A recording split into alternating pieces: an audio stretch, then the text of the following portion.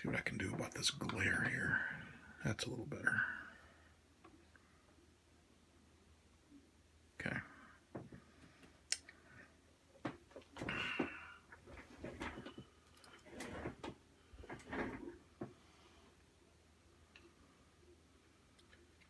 Keep refining, right? Again, the point of all of this is we're trying to get away from the flatness of,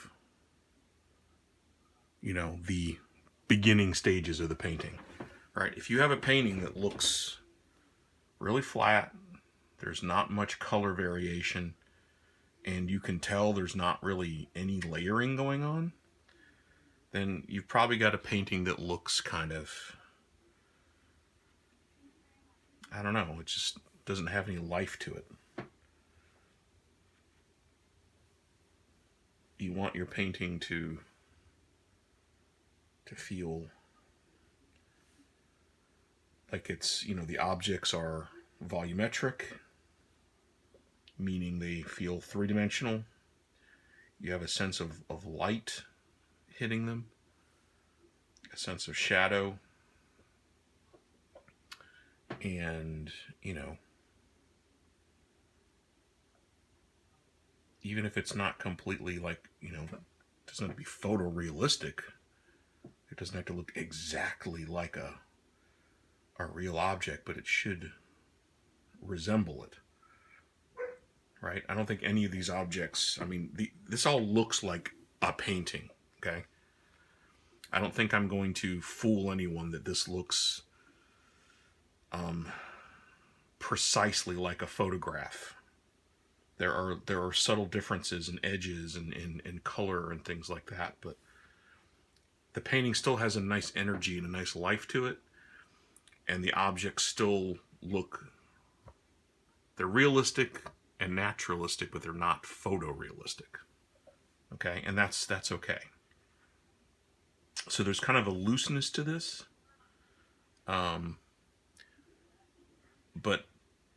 I'm still getting a good sense of, naturalistic color blending and shadows and highlights, that sort of a thing. In my opinion, anyway. But again, there's a definite looseness to the, again, going back to the John Singer Sargent kind of example. All right. If you look up close at this painting, you'll definitely see areas where maybe things aren't blended perfectly, or, you'll have edges that are a little soft, or maybe, I guess, for the lack of a better word, a little messy. But that's, I think, one of the fun parts of doing a painting, is that it can work, but it doesn't have to be flawless, because there's no such thing. Now, I know painters that paint very, very precisely and have a wonderful, I love those types of paintings, and there's something to be said for that. But that's not, in my opinion, what a beginning painter should be focused on. Right? Like, some of you may have painted before, and that's great, but some of you have probably never done this in your life. So I'm not going to expect or even want you to try and do a perfect, in quotes, painting. Because it's just not necessary to enjoy the process and to make a good image, make a good painting. Right? A painting can be successful, but be kind of gestural and loose, and etc., etc. I don't want to get too Bob Ross about it, though. Start talking about happy little apples or something like that. I don't want to. Although I like Bob Ross. He's a good guy. He was a good guy. But, you know, I wouldn't call his paintings perfect by any means either. I think guys like that are important because they represent the idea that anyone can paint and anyone can, you know, delve into this and should be welcomed and encouraged, you know, that sort of a thing.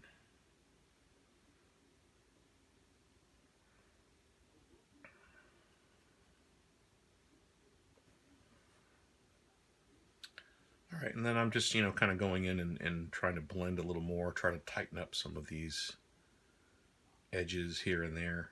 And not to where they're perfect, but they're just a little more in focus, I guess.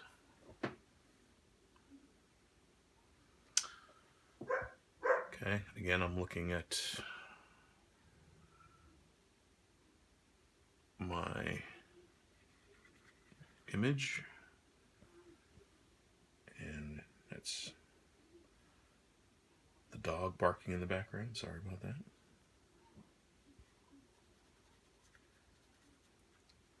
He probably hears something outside that he wants to go investigate, but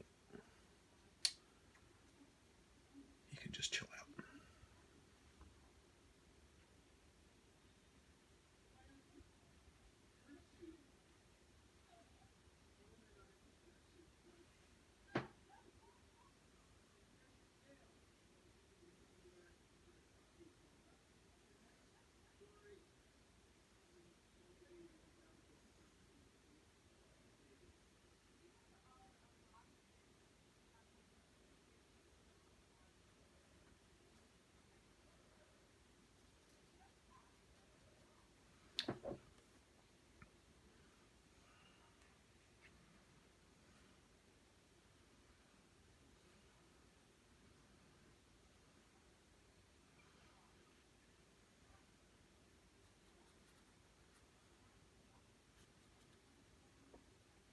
Okay.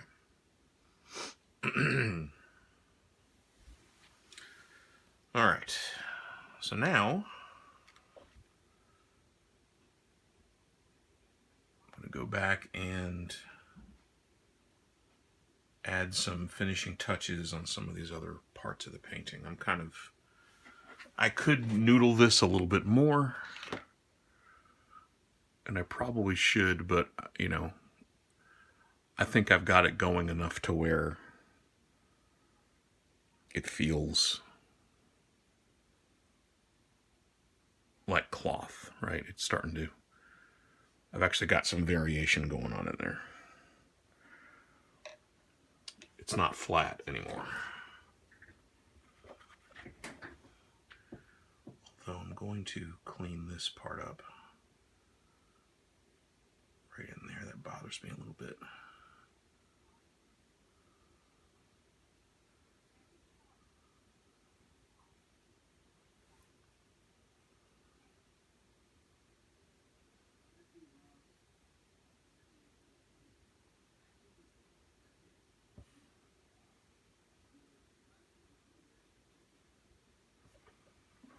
Okay.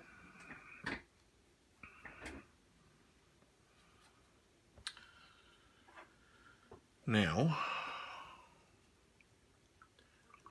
some of you are probably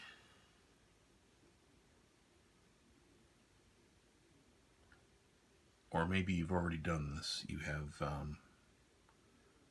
gone in and added your really bright highlights early on in the painting. All right. I told you guys not to do that, but if you did, then you did. But I would avoid doing that until later on. So now,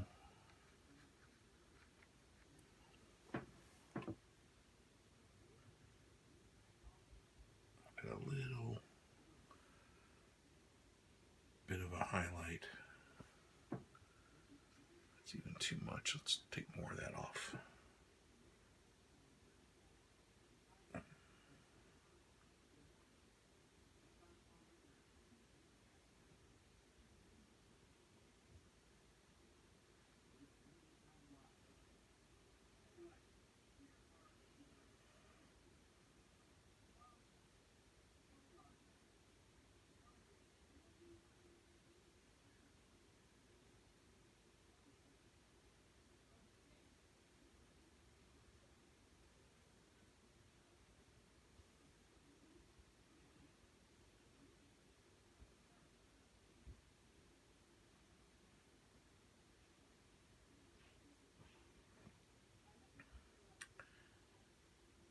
There's a little subtle highlight there.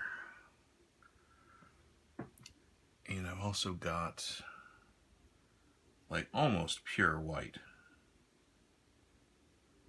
In fact, I might need to grab a little bit of pure oil. That might do it. So I might need to get some pure white that hasn't been contaminated out of the tube, but this might work. And I've got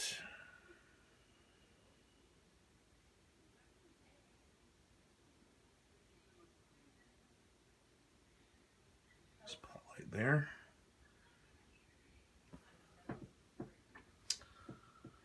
And I'm going to get a tiny bit of yellow too while I'm at it.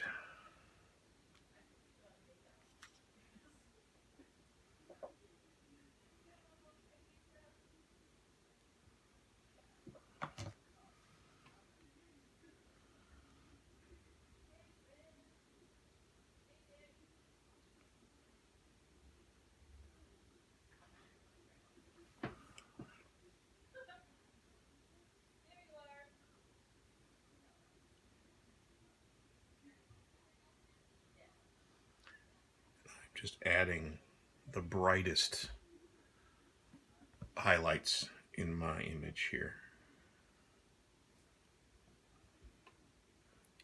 Some of those highlight, because I'm dealing with very shiny objects, right? Very reflective, like super reflective. So I'm just going to kind of, it's mostly like pure white, but maybe just a little bit of yellow mixed in too.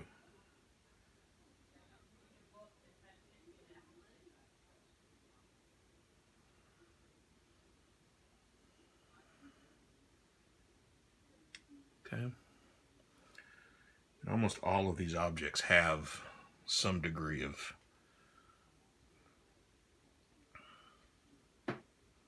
really strong reflection.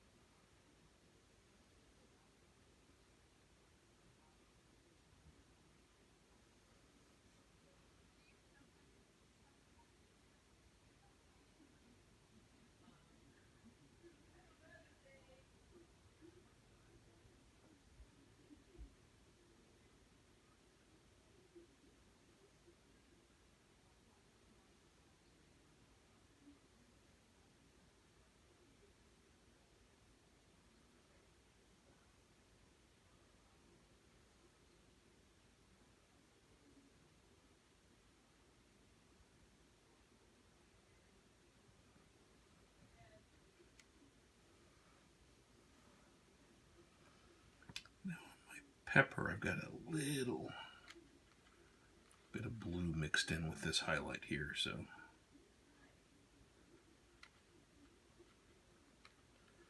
on the bottom of the pepper, so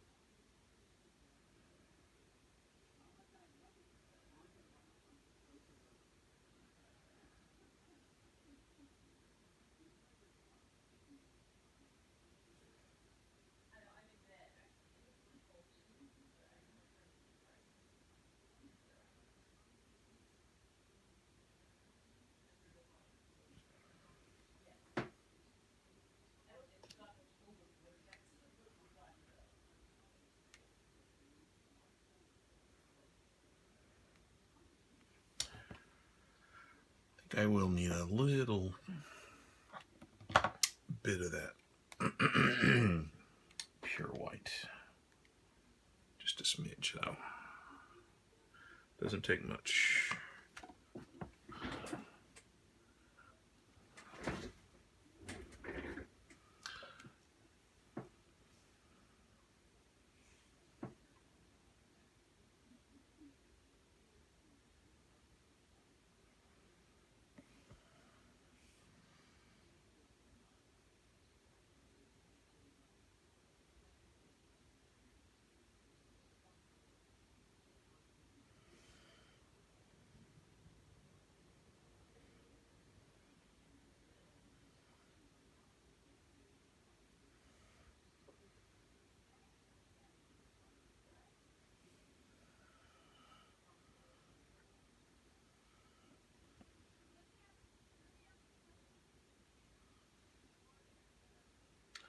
So yeah, I'm just looking at my reference. And remember, these highlights have to kind of make sense. You don't just randomly put them on. You have to really look at the objects and how they're shaped. And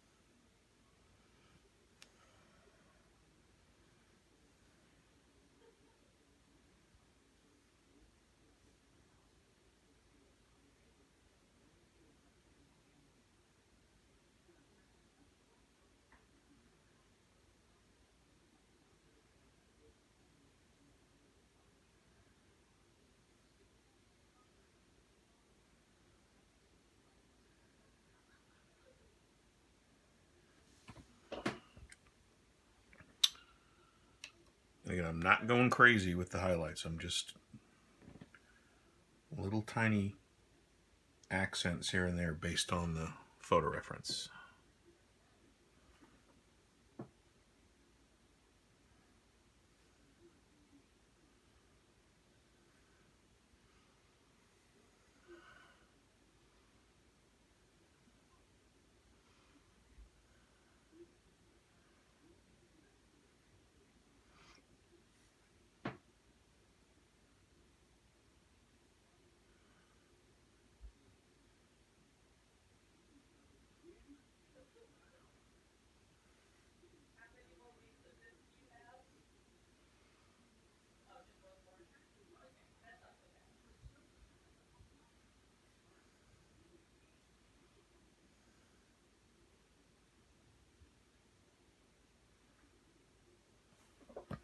Okay.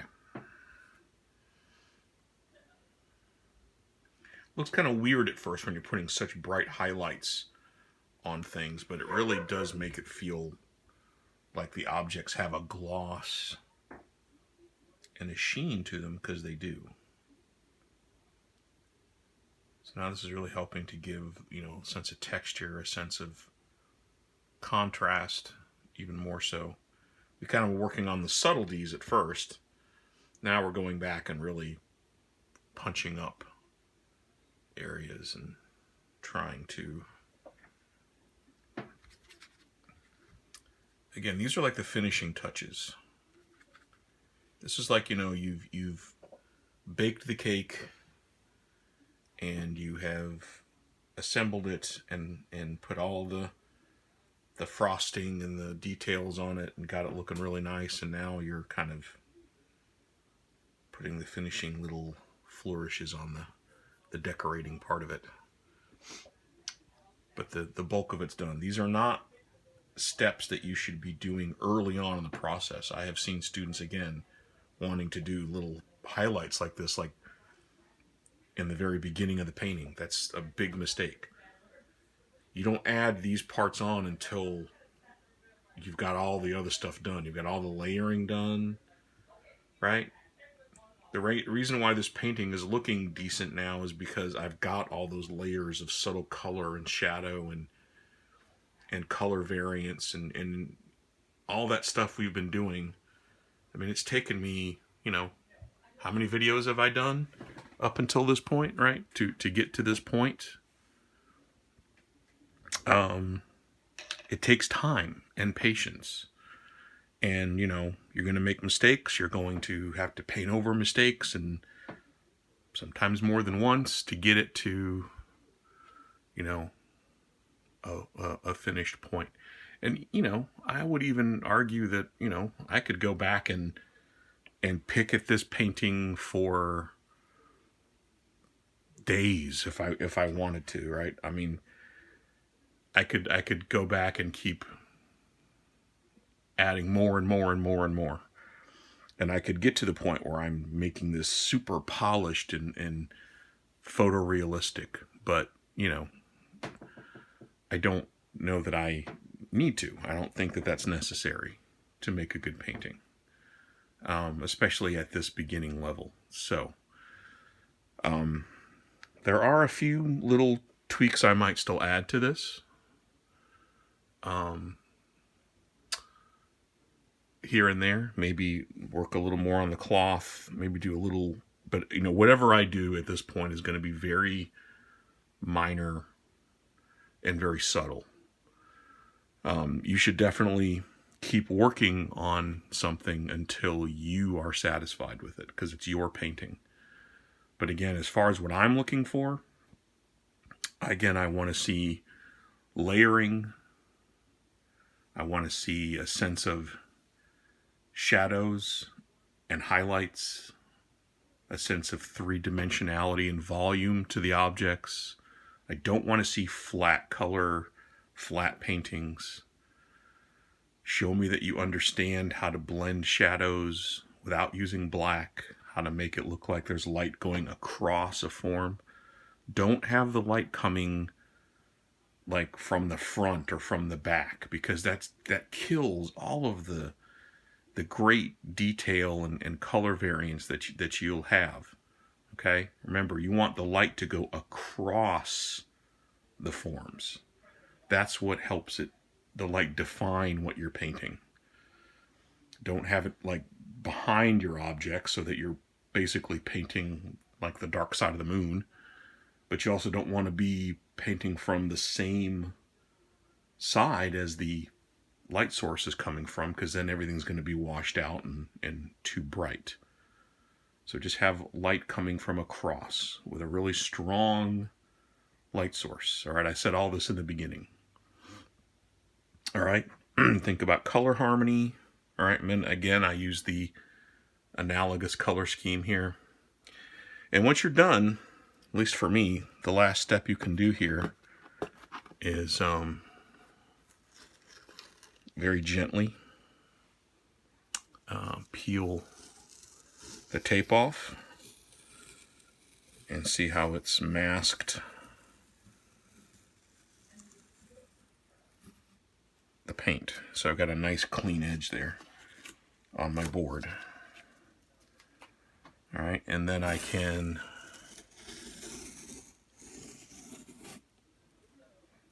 when you're done with this, take some nice quality photos of it.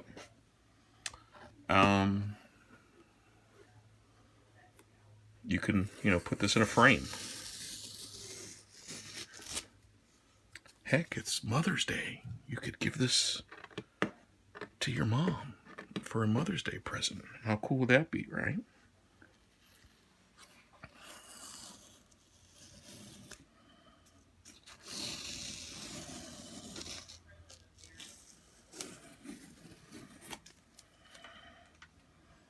And there we go.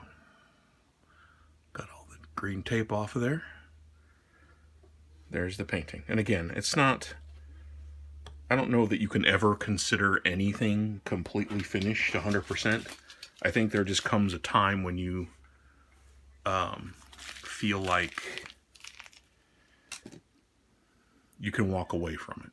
Okay? I mean, I could keep pushing this, and I might, but it's nothing that I feel like I need to record and show you guys. I think that this is probably at a finished enough point to be happy with it. So I hope this has been helpful for you. I mean, I know I did the other one before with the time lapse, and but I think that went a little too fast. I know this is probably the opposite. It's too slow because it just takes forever. But I think it was important for you guys to see me do this in real time, and kind of have an idea of,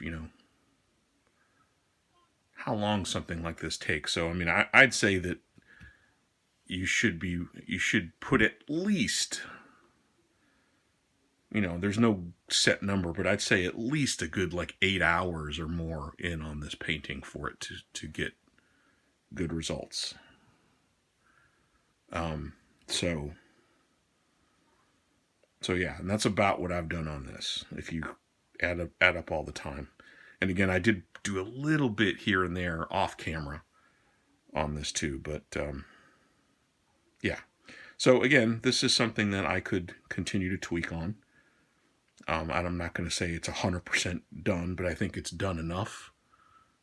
I think I've taken it to a point where I'm happy with it, and it feels close to finished.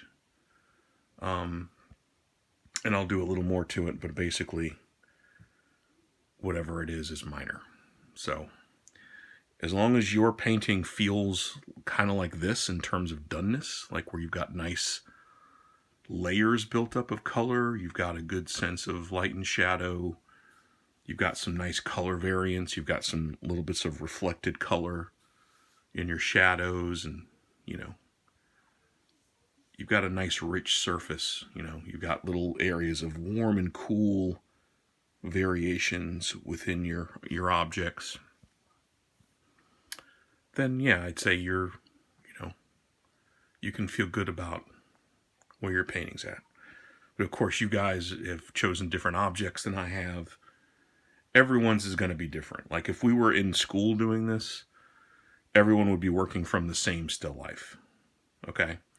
And there would be some consistency there. But, you guys have all chosen different objects, different lighting scenarios. You guys all have different situations you're working under. So, it's going to kind of be all over the map as far as what you guys are working with. But, just try to think about layering, color variation, shadows and highlights, mixing shadows not with black, but with complementary colors or with brown. And again, having some nice thinking about, color harmony before you start. Like, in the object picking stage is when you should be thinking about, what colors am I working with? Okay. So that's it. Again, I'm going to put a few little tweaks here and there, and if I think about it, I will maybe photograph it and put it up on the website for you guys to look at if you want to see it. Kind of show I've been taking photos of it throughout the process, and I recommend you guys do that too, so that way when we're done I can kind of put all the photos together and you can kind of see the evolution a little bit. But yeah, that's it. So we're gonna start the final assignment, which won't be a painting, coming up next. So this week you should be looking at finishing up your paintings and starting on the next thing, and I'll let you know when these are due. So that's it for me. So if you got any questions, show up at the Zoom or email me, and good luck and have fun. All right, that's the most important thing. Relax and have fun. Don't get frustrated. Just relax and realize that this is meant to be fun. So just do your best. And if you make a mistake, just paint over it. Okay? And then try again. All right. Later, guys and gals.